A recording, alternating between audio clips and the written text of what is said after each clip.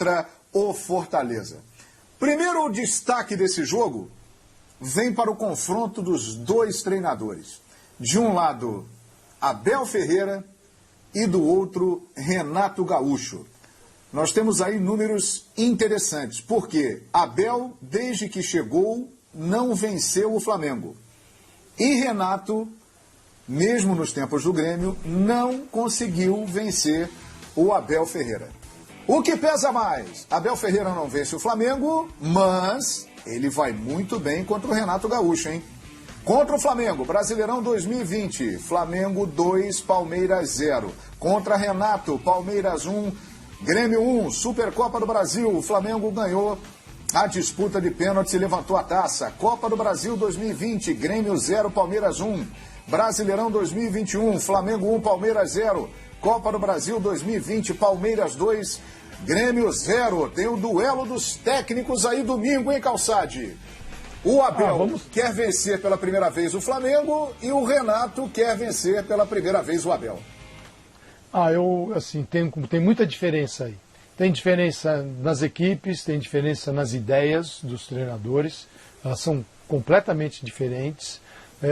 O Flamengo é um time que naturalmente já acontecia com o Jorge Jesus, é mais encantador do ponto de vista do futebol, daquilo que esteticamente a gente gosta no Brasil. Isso não quer dizer que o Palmeiras do Abel não tenha muito conteúdo. O que ele tem é muito conteúdo tático para jogar um futebol que não é assim tão vistoso. Mas tem. E as duas equipes, em vários momentos, ficam devendo situações assim muito claras dentro de campo. O Flamengo, como se defender melhor, marcar melhor, bolas paradas, o jogo aéreo na área, uma série de questões. Também do ponto de vista defensivo.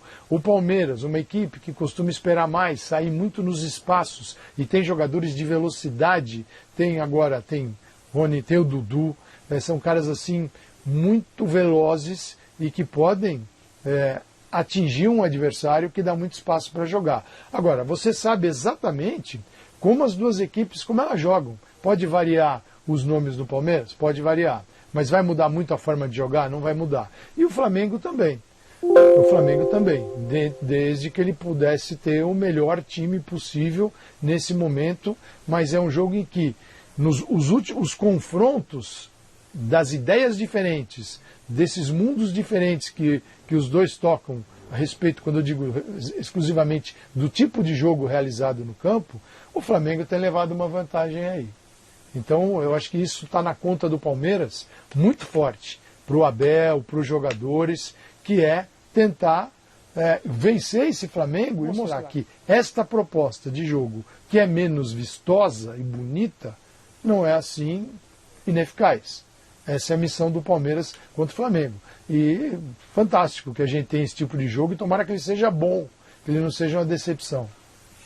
Pois é, as equipes há 2 semanas treinando, né? Data FIFA, o Flamengo com mais jogadores cedidos para as seleções e também com muitos problemas, um combo de desfalques no Flamengo para o jogo de domingo. A gente vai mostrar para você, fã de esporte que está ligado aqui no Futebol na Veia.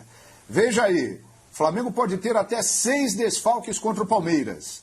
O Rodrigo Caio, ele é dúvida. Amanhã a definição. Pode ser que ele vá para o jogo, mas a tendência é que ele seja preservado para a partida de quarta contra o Grêmio. Felipe Luiz está fora, René, Diego, Kennedy, Bruno Henrique, esses aí já estão confirmados.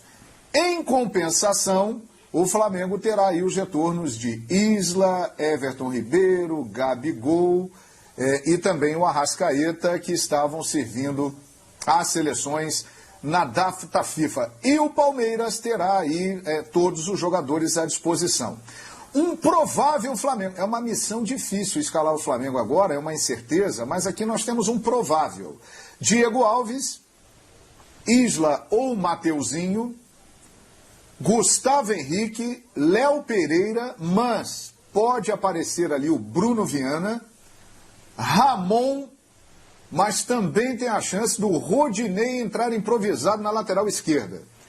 O William Arão, Thiago Maia, Everton Ribeiro, Arrascaeta e Gabigol vão se reapresentar e serão reavaliados.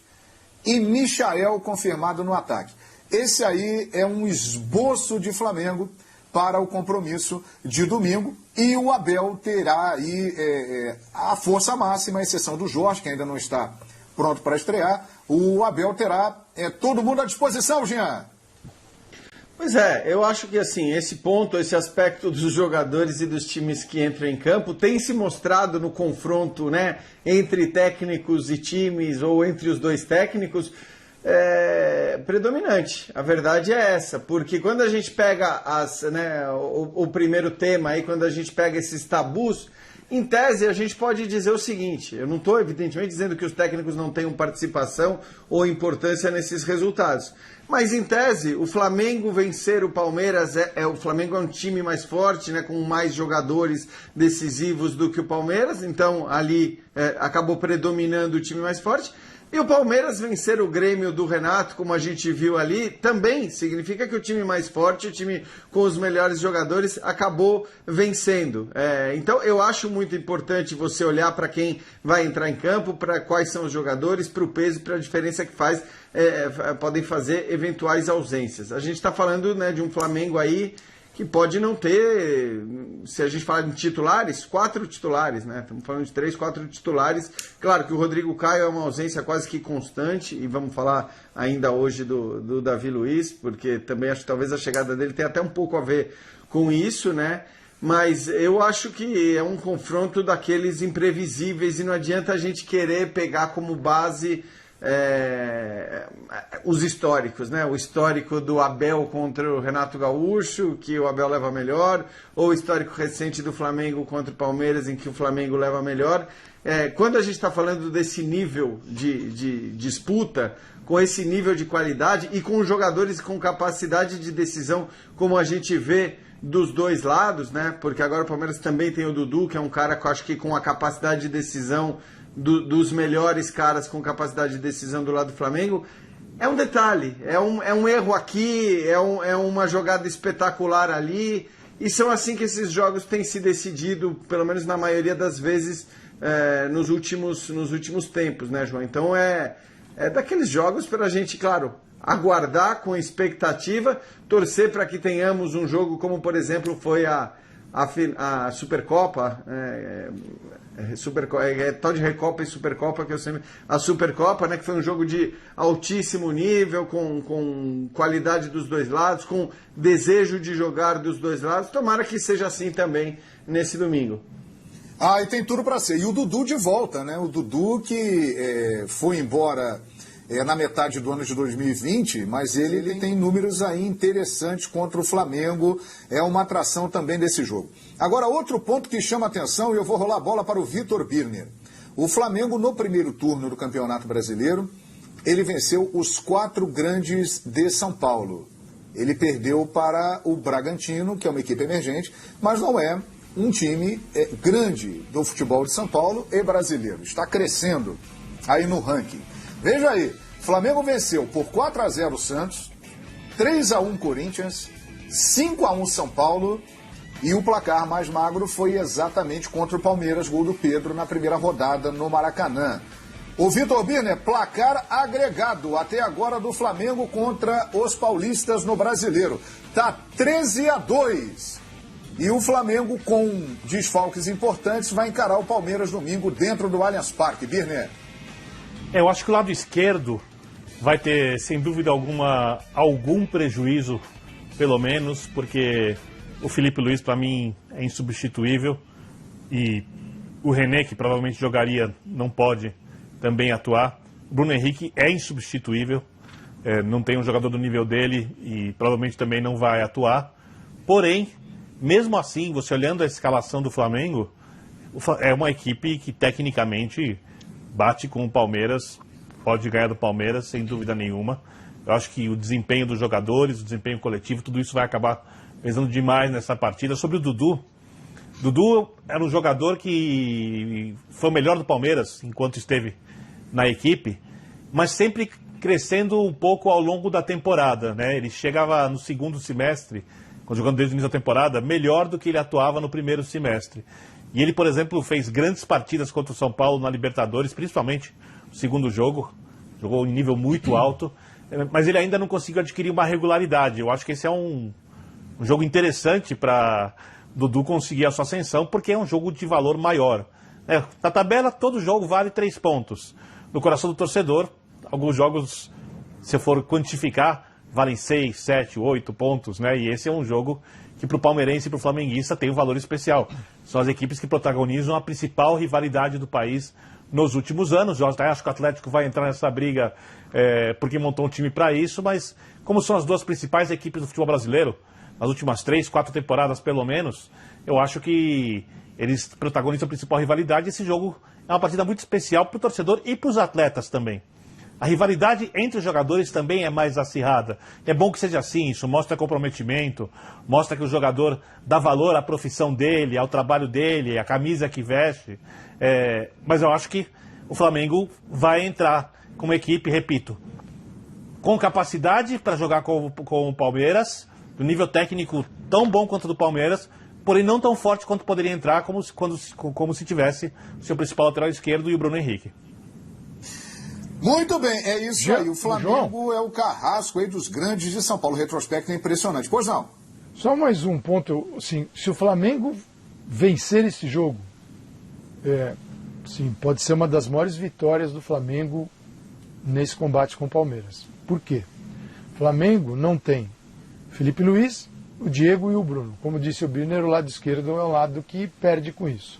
O Flamengo tem jogado no 4-2-3-1 com o Renato.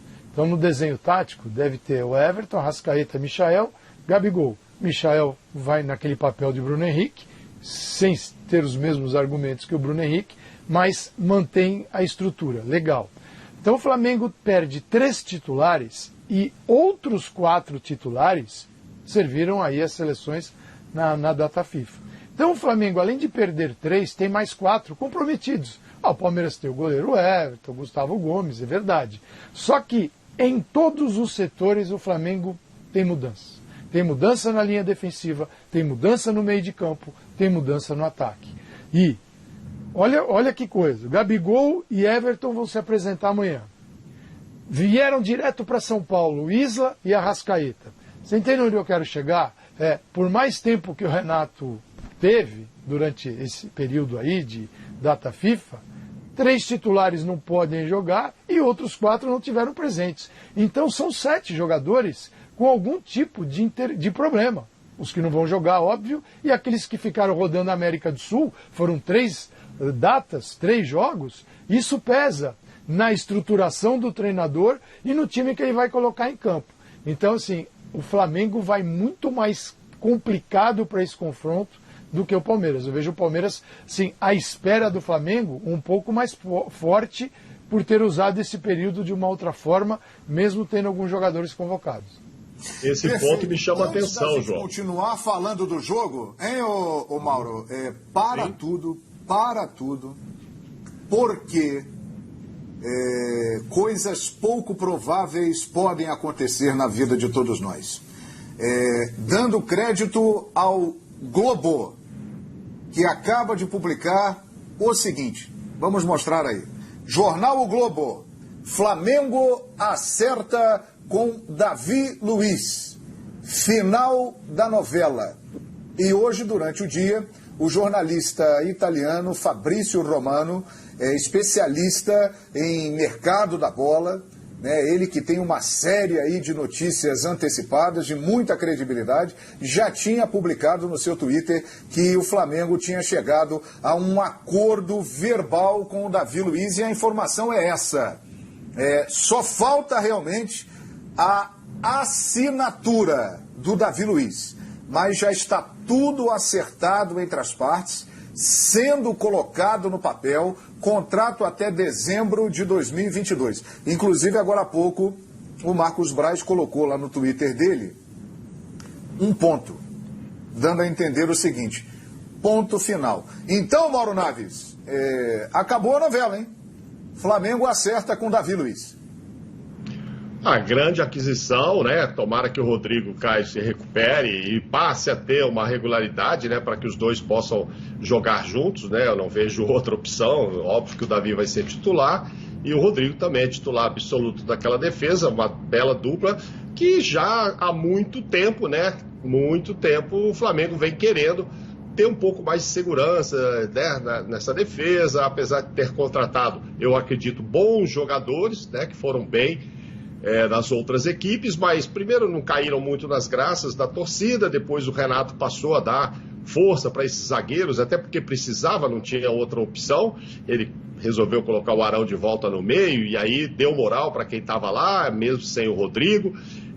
Eles mostraram eficiência, mas sempre ficou aquela história, o Flamengo precisava trazer um zagueiro, acho que chega para ser ídolo, tem muitos questionamentos para fazer sobre ele, podemos fazer um programa até sobre o Davi e tal, mas me agrada e acho que tem carisma, né? Tem bola e tem carisma, então chega para ser ídolo. Com relação a só um toquezinho de Palmeiras e Flamengo, João, o Calçade falava aí sobre o Renato não treinar e tal, com esses jogadores todos que não estavam à disposição, e aí que vem o ponto, né? É a primeira vez que ele